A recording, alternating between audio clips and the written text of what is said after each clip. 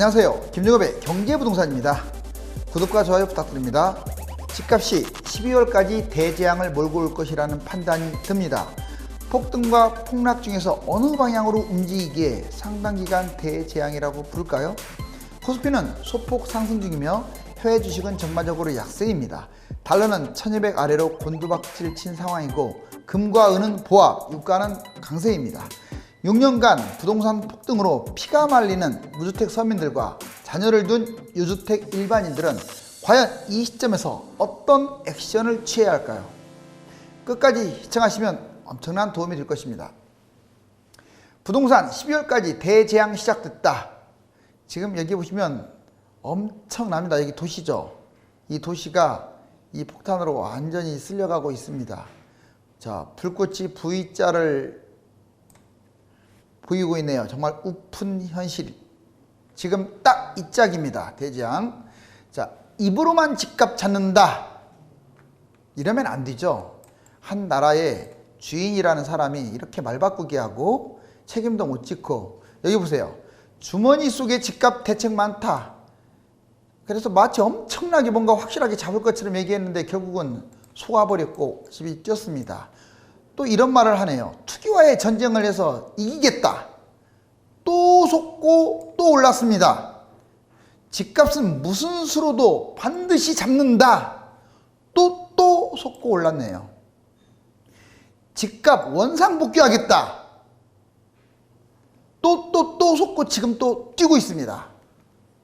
자, 정말 한심한 것 같아요. 이념적인 문제를 떠나서 서민들 입장에서 본다면요, 지금 정말 솔직히 이런 말 하면 그렇지만 부글부글 끓을 거예요. 그렇죠. 지금 보통 뛰었습니까? 집값이 2배, 일부 3배 뛰는데. 자, 21번째 부동산 정책, 도대체 한 번도 아니고 21번째 재탕, 3탕, 4탕, 5탕 같은 거 솔직히 정말로 해야 할 정책은 펴지를 않고요. 그냥 쇼로 우리는 이렇게 집값 잡으려고 노력을 한다라는 걸 보여주면서, 쇼로 보여주면서 집값 전혀 잡지를 않습니다. 보세요. 21번째 부동산 정책, 다주택자, 임대주택자 지금도 활보를 띄고 있잖아요. 지금 누가 제일 웃고 있나요? 다주택자, 임대주택 사업자잖아요. 여러분들 집 많이 갖고 있는 사람 활짝 웃었네요. 한평생 저축할 돈을 현 정권 3년 만에 다 벌어가지고 로또 인생이 됐습니다. 여러분들 연봉하고 저축 금액은 달라요. 1억 연봉해도요, 저축은 실질적으로 사람에 따라 다르지만 2천이나 하려나? 그러면 5억, 6억씩 평균 서울 집값이 뛰었잖아요. 그러면 한평생 저축할 금액을 번 거예요. 그럼 역으로 그렇게 못 번 사람은 상대적으로 거지가 된 거예요. 거지, 가난한 사람이.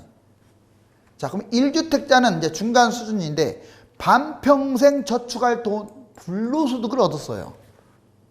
참 재밌죠? 물론 여기서 아파트에 해당됩니다. 기타 비아파트는 별로 올라가지 않았으니까. 자, 반평생 벌 돈을 1주택이라는 이유 하나로 벌어버렸어요. 특히 서울, 경기도, 지방광역시. 자, 무주택자는 그러면 어떠냐? 땀 흘려 돈만 버는 피곤한 인생으로 전락하고 말았습니다. 원래 이게 맞아요. 땀 흘려서 번 돈이 진짜 돈입니다. 자, 그렇지만 현실은 그렇지 않죠. 자, 자본주의 사회에서 돈이 많아야 떵떵거리면서 살 수 있는데, 그거를 이 불로소득으로 그것도 잡지를 않고 봐준 상황에서 이렇게 지금 양극화가 크게 벌어진 거예요. 집값 주도 성장 쇼. 자, 핑계거리 많아요. 경기 침체, 소비 침체, 경제 성장률, 질병, 이러한 핑계를 삼아서 쇼. 자, 한 1, 2년 했으면 됐잖아요. 자, 시작할 때도 이미 박근혜 정부 후반기 때도 집값이 많이 폭등했어요. 그래서 정부가 이제 신정부가 바뀌면서 집값 잡겠다고 했지 않습니까? 지금으로부터 약 4년 전 얘기예요, 벌써. 그런데 그 이후로 오히려 박근혜 정부 때 집값 뛴 것에 몇 배가 더 뛰어버린 거예요. 자, 도와줄게, 세금이나 잘 내라. 다주택자, 임대주택 사업자한테 지금 이렇게 말하고 있는 거예요. 사실상 최고 수혜자네요. 웃음이 한가득이네요. 다주택자, 임대주택자 땡 잡았죠. 세금도 별로 세게 때리지를 않고 얼마나 좋습니까?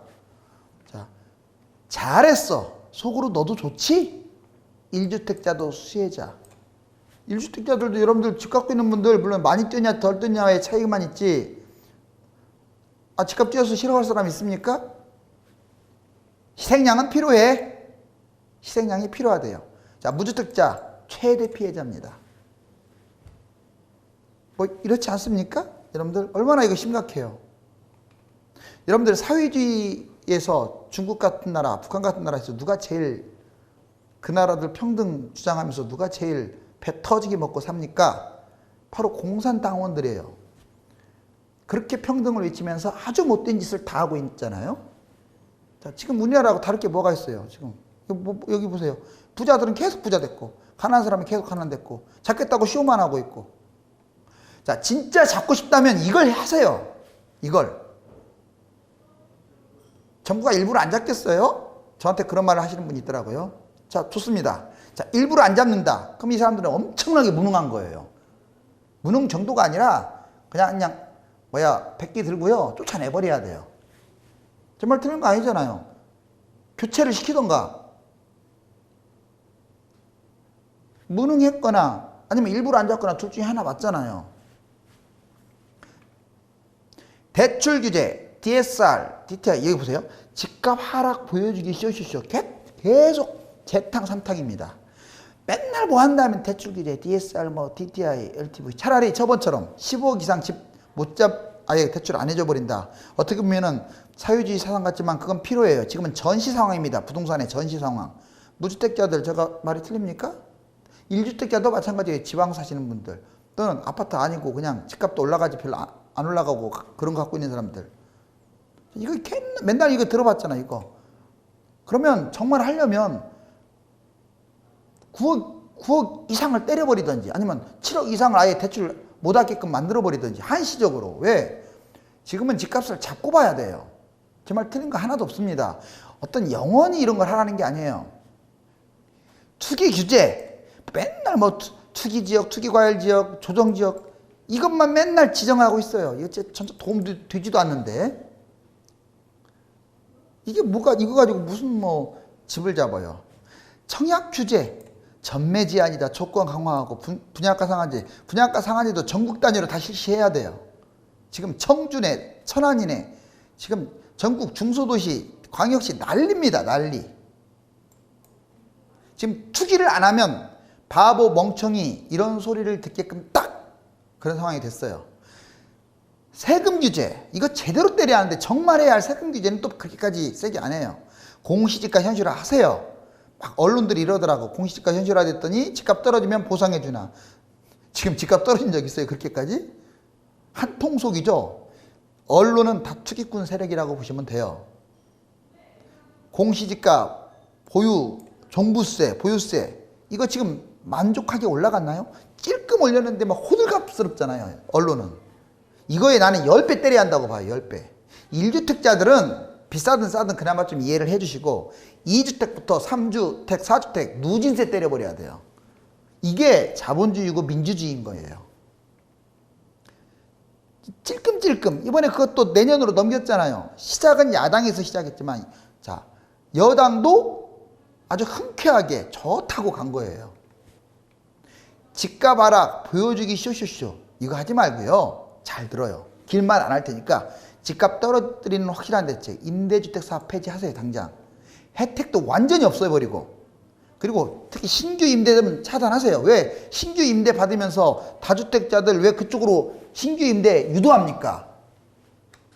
아 6월까지 왜 다주택자 한시를 줬어요? 그 사람들 임대주택 사업 내면 그냥 그만인데? 또 휴한다는 말이 나오죠. 그러니까 세금 강화하세요. 제발 부탁이니까 이거 누진세 때리세요. 누진세. 여러분들 월급도 여러 번 말하지만 1억 다르고 6천만 원 다르고 연봉 3천만 원 다르잖아요. 그러면 집도 10채 다르고 20채 다르고 100채 갖고 있는 사람들은요. 몰수해야 돼. 몰수. 하락장은 괜찮아. 상승장에는 어떤 기간을 주고요. 기간을 주고 난 다음에 비과세 기간 주고 팔게끔 유도해야죠. 이런 거 아예 안 하잖아요. 건들 생각도 안 하고. 다주택 세금 강화. 다주택자들 지금 안 팔았잖아요. 거의 안 팔았습니다. 왜 그런 줄 아세요? 누진세 때려보세요. 자, 종부세, 여러분들, 팔 때 양도세는 안 무서워. 이미 먹었잖아, 많이. 먹은 거에서 뭐 20, 30% 토해내는 게 뭐가 겁나요. 그런데, 누진세, 이제 보유했을 때 누진세 때려버리면요. 그거 꼼짝만 합니다. 아니, 서민 집 가지고 지금 장난치고 있는데 누진세가 문제예요? 때려야죠. 그러면, 안 토해내고 못 빼겨요. 그러니까, 임대주택 사업으로 여러 개 갖고 있거나 다주택자들은 누진세 때려야 한단 말이에요. 자, 갭투자. 이거 아직도, 여러분들 우리나라만 갖고 있는 전세제도 이거 갭투자 폐지시켜야 돼. 못하게 해야 돼요. 외지투자, 전세대출 이거 아주 암적 존재인데 이거 없애야 돼요. 근데 이거 아예 건들지도 않잖아요. 맨날 이거 특사경 파견 안에 뭐 쇼예요. 그러니까 뭐 서류를 갖다 20개씩 내라고 하네. 그게 뭔 도움이 돼요? 뭐 국민들이 그렇게까지 부정행위를 합니까? 그런 사람들 많지 않아요. 불안하니까 사는 거예요, 집을. 결국 불안해서 산다는 것은 정부가 대책을 못 세운다는 거예요. 그만큼 쇼만 한다는 거예요. 세금 규제, 공시지가, 보유종부세 이거 대폭 강화하세요. 쇼만 하지 말고 10배 때려도 돼요. 1주택은 그나마 비싸더라도 좀 이해해 주시고 2주택, 3주택, 4주택부터는 세게 때리세요. 그러면 서민들 물건 다 털어냅니다. 올라봐야 찔끔, 떨어지면 폭락. 자, 그렇지만 기다리세요. 뭔 말이냐? 여기 보시면 2007년 꼭지 찍었죠? 이렇게 지금 집값이 올라왔네요. 그러다가 2013년까지 떨어지고, 자, 2020년까지 이렇게 올라갔습니다. 파란색은 강남, 빨간색이 서울인데, 강남이 약간 더 올랐죠? 자. 그런데 이제 2020년 벌써 6년 됐고, 2020년은 7년째예요, 7년째. 자, 지금 우리나라 해방 이후에 7년째 집값이 올라가 본 적도 없고요. 6년째도 없었어요. 이건 그리고 한국 감정은 조금 올라간 것처럼 하는데 제발 정신 좀 차리세요. 자, 그대들이 말한 대로 정말 그거밖에 안 찍습니까? 뭐 100몇 개국에서 우리나라가 80번째 집값 올랐다고 거짓말하고 있고 여러분들 80번째 올랐다고 생각하세요?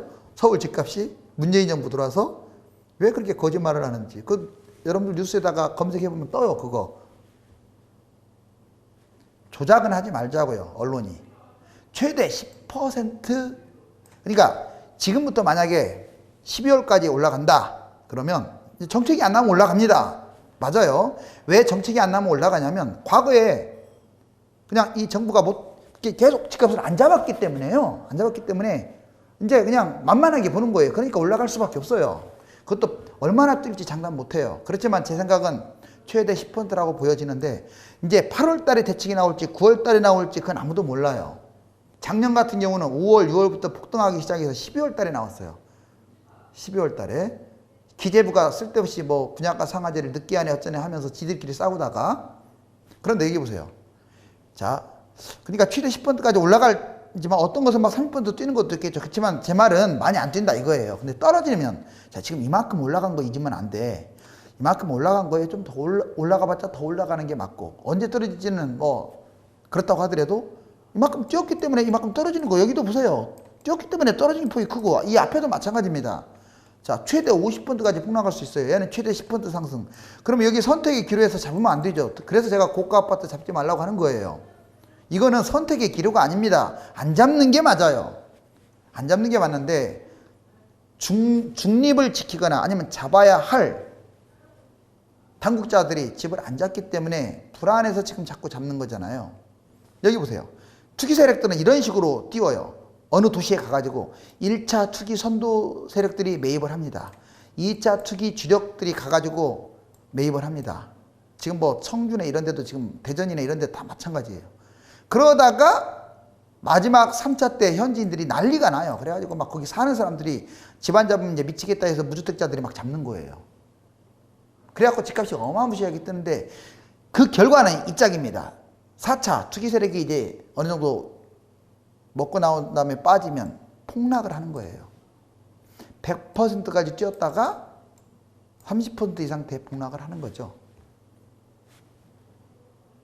집값 단기 상승, 중장기 폭락 최선의 방법. 1에서 4년 후에 최선의 부동산 매수는 뭐냐?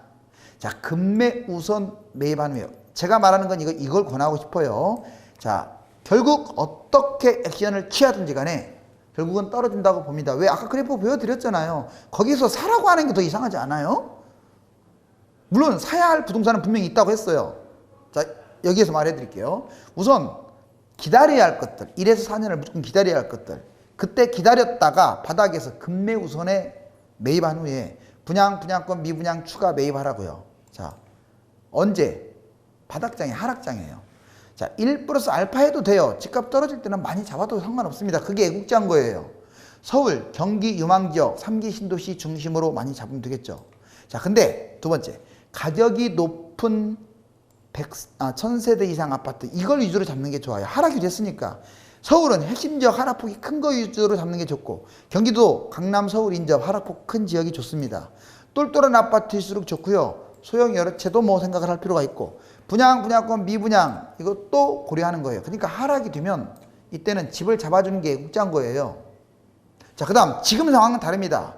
지금은 집을 잡게 되면 나중에 하락장 오면 본인이 제일 피해를 보고, 지금은 애국자가 아니죠. 계속 뛰고 있는데 오히려 서민들 거머리 역할을 하는 거죠. 집을 막 여러 채를 사면. 여기 보세요. 이제 지금 상황에서 그래도 나는 무주택이고 나는 그래도 기본적으로 돈이 있고 정말로 잠도 못 잔다. 집값이 뛰고 불안하니까 충분히 이해합니다. 그런 분들은 잘 보세요. 투자 가치가 있는 분양을 우선으로 하세요. 서울, 경기, 유망지역, 3기 신도시. 당장 너무 부동산을 당장 접근하지 마시고 그래도 인내하면서 분양, 릴레이식 분양 하시라고요.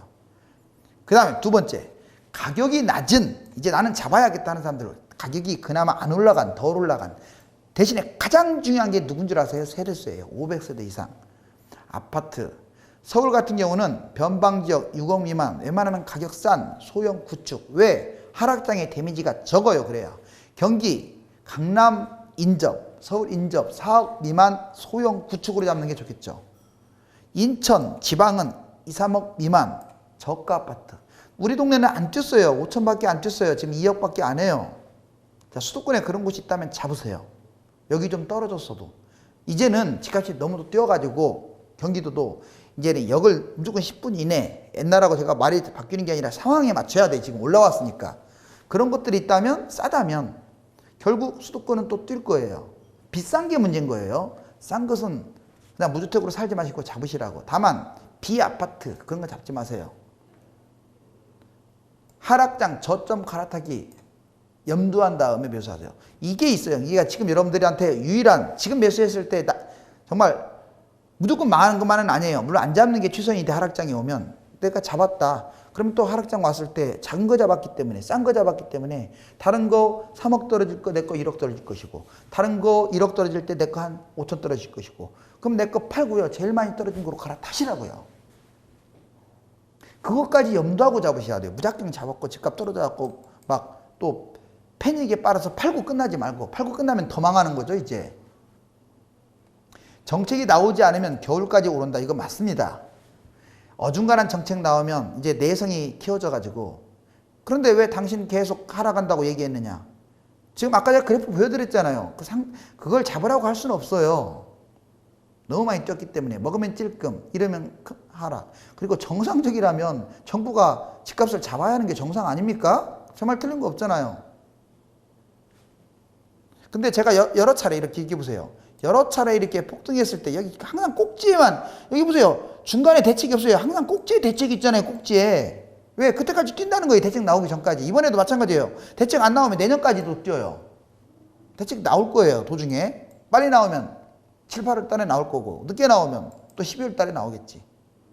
자, 지금 현 상황이 얼마나 중요하겠습니까? 지금까지는 상승을 방관하고 꼭지에 늑장 대책을 했다는 게 여기 3번의 결과에 드러났어요. 그러면서도 장관 교체는 안 하고 있잖아요. 교체를 해도 제가 봐서는 100번은 했어야 할 것 같은데 무능하니까. 오른쪽 전국 서울 수도권 아파트 매매가 주간 변동률 보세요. 자, 이것도 내가 예고를 많이 해줬잖아요. 이렇게 올라갈까 걱정된다고. 근데 우려했던 일이 현실로 지금 되는 거예요. 대책을 지금 때렸어야 하는데 안 때리니까 지금 올라가는 거예요. 여기 보세요. 자, 올라가고 작년에 이렇게 올라갔어요. 그러다가 올해 떨어졌다가 또 지금 갈고리했다가 이제 플러스까지 전환된 거예요. 지금 이만큼 확대되고 있네. 지금이라도 때려야죠. 지금이라도 이제 뛴 지 얼마 안 됐으니까. 자, 문정부 들어와서 서울, 강남, 강북, 중위권까지 보세요. 여기 보시면 자, 7억 5천짜리가 11억 4천으로 뛰었어요. 얼마나 뛰었습니까? 자, 6억짜리가 9억 1천만 원까지 뛰었어요. 불과 3년 만에. 자, 4억 3천짜리가요. 자, 6억 4천대로 올라갔어요. 여기 예를 하나 볼게요. 올림픽 선수 기자촌. 자, 2013년에 6억 했던 게, 자, 문재인 정부 들어왔을 때 한 7, 8억 정도 했어요. 그런데 지금 얼마인 줄 알아? 18억까지 또 18억. 얘는 하나의, 뭐, 얘가 좀 많이 간 건 있지만 이건 하나의 샘플일 뿐이에요. 이거 보면 정말 미치지 않나요? 그래 놓고 안 뛰었다고 하고. 그래 놓고 한국감정원 상승률은 노무현 정부 때보다도 훨씬 낮게 만들어 놨어요. 그건 아니지. 뛴 것대로 해놔야지. 왜 KB 시세나 124 시세보다 더 낮게 조금 올라간 것처럼 해놨습니까? 6월 강남 3구 집값 상승 전환. 강남구 보세요. 자, 0.02, 서초구 0.01, 송파구 0.02. 이미 플러스로 전환됐어요. 한국감정원이나 지금도 마이너스라고 말하고 있고, KB 국민은행 시세는 마이너스가 된 적이 없었어요. 서울 아파트 면적별. 자, 특히 이게 문제인 거예요. 비싼 거야. 그래, 니들끼리 해라. 그러면 좋은데, 평수가 좀 작은 것들이 많이 뛰었어요. 여기 보세요. 3.58, 60m 제곱 이하. 60에서 85 평방미터 이것은 2.24, 1.38, 85 초과는. 그러니까 평형이 작은 것이 많이 뛰었고 금액도 싼 것이 많이 뛰었다 이 말이에요. 비율로 봤을 때. 자, 강남구 음마아파트 보세요. 21억 5천 고점 찍고 이렇게 떨어지면, 자, 이렇게 회복하려고 하면 이때 막 때려야 하는데 지금 한 중간 정도 회복했잖아요. 19.3. 서초구 반포자에 보세요. 자, 28.3억, 24.4억까지 떨어졌는데, 5억까지 떨어졌는데, 자, 다시 26억으로 막 빠르게 올라가고 있는 중이에요. 자, 송파구 잠실주공 5단지 24.34억에서 19억대까지 5억 떨어졌는데, 다시 또 회복해갖고 22억대. 마포구 레미안 프로지오 16.5억에서 14.5억 떨어졌다가 다시 또 정구점 근처까지 또 올라가고 있네요.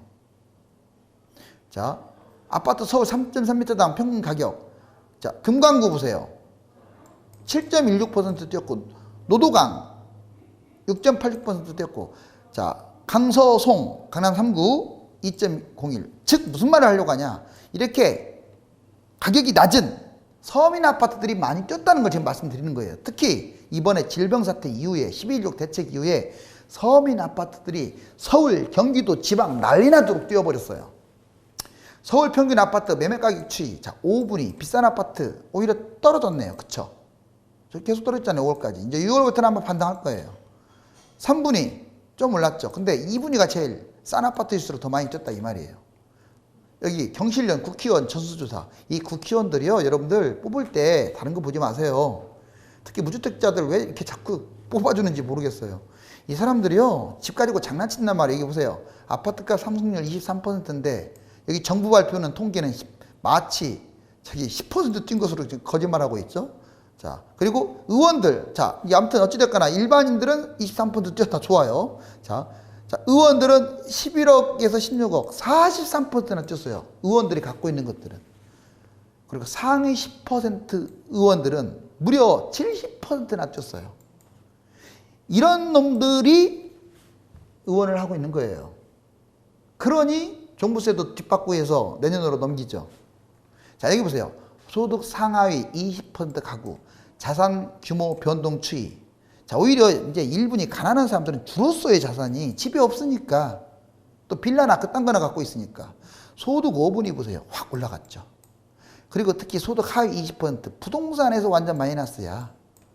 특히 상대적 이거 비교하면은요, 지금 벌이도 시원치 않는데 도와주는 것도 없죠. 도와주기는커녕 부동산이 신통치 않거나 없다 보니까 몇 배 뒤처지는 거예요. 연령대별. 그래서 젊은 세대들이 30대 미만, 30대, 40대 이렇게 해가지고 대출을 이렇게 왕창 끼고 이 상투장에 집 못 잡아서 날린 거예요. 이건 이 사람들 잘못이 아닙니다. 잡아야 할 사람이 잡질 않아서. 지금 피눈물 흘리고 있네요. 피눈물. 이 손수건이 있는데 누가 닦아줄까요? 부동산뿐만 아니라 주식 등 모든 투자는 배짱이 필요합니다. 쉽게 멘탈이 붕괴되고 불안에 떨며 어찌할 줄 모른다면 재테크에 전혀 도움이 되지 않습니다. 상대적으로 가난해졌다고 하더라도 수레바퀴는 돌고 돌아서 또다시 기회는 오니까 평정심을 가지고 때를 기다리시기 바랍니다. 감사합니다.